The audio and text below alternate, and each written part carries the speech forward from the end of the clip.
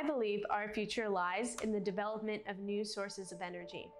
Every second of our day, we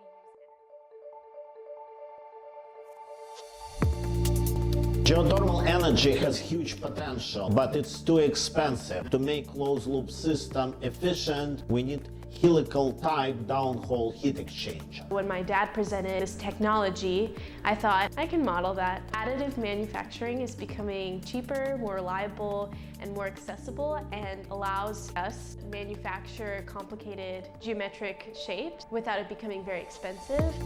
Home Depot is a fantastic place to buy everything for our physical testing.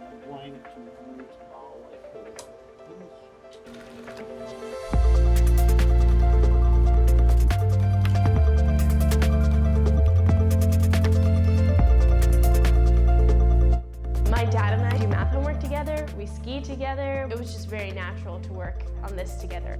Marina is always full of new ideas. She has hands-on experience. We want not only to revolutionize geothermal, but create new, highly compensated, clean energy jobs. I have dreamt of developing technology that could potentially change the way we live so that we will not have to worry where or how we get our energy.